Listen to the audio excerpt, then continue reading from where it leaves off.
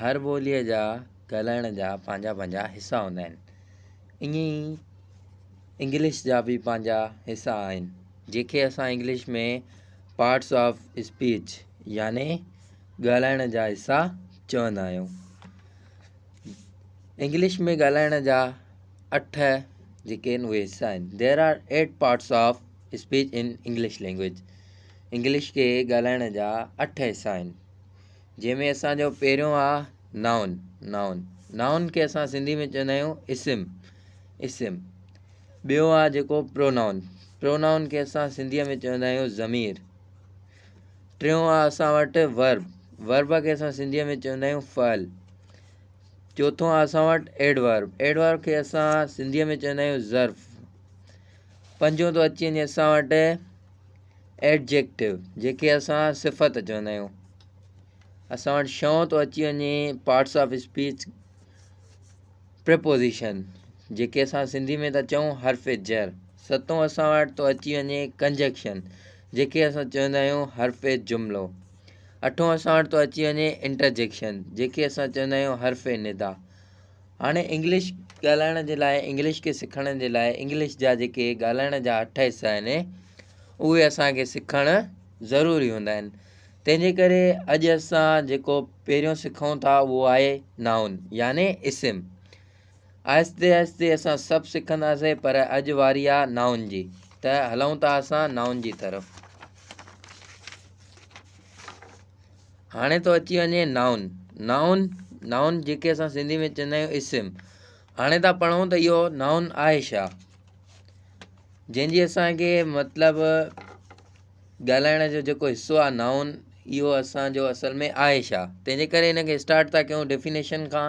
त हिन जी जेका डेफिनेशन आहे, a noun is a word which is used as a name of a person, animal, place or thing.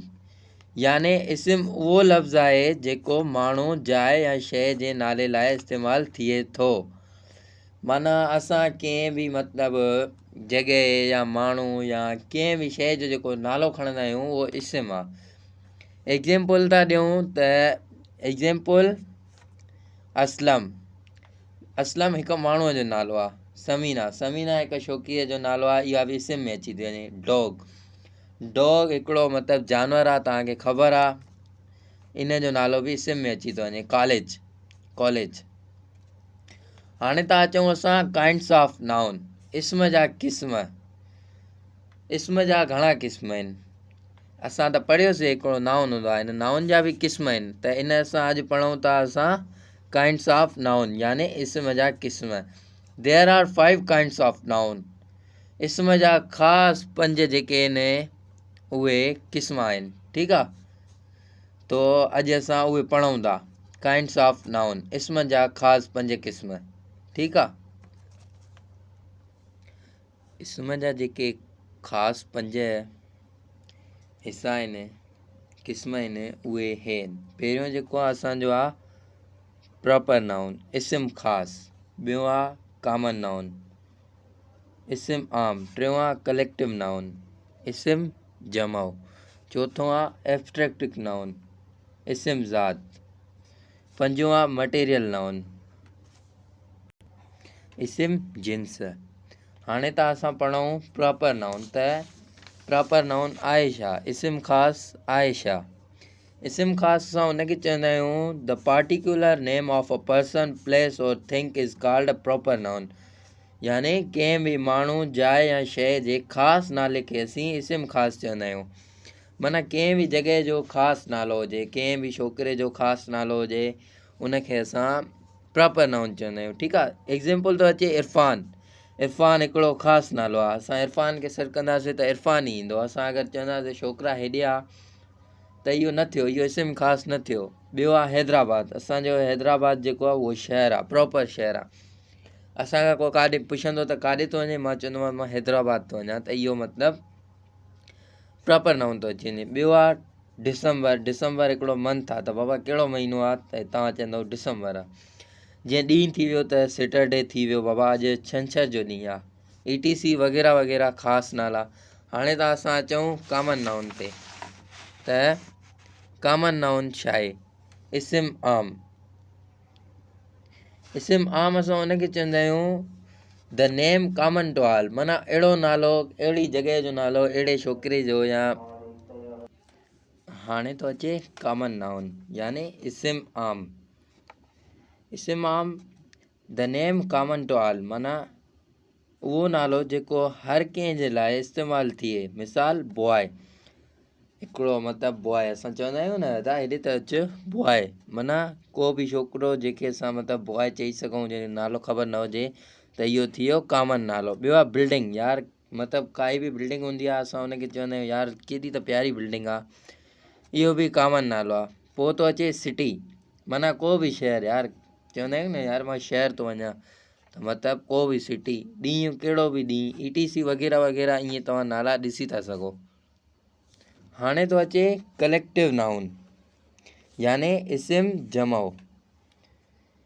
A singular name donating a collection और number of individual, माना अहिड़ो नालो जेको कंहिं बि शइ जे मेड़ खे ज़ाहिर करे, उनखे इस्म जमो चइबो आहे। ईअं हूंदो आहे न, मतिलबु को बि नालो पर जेको असांखे ग्रुप में ज़ाहिर करे।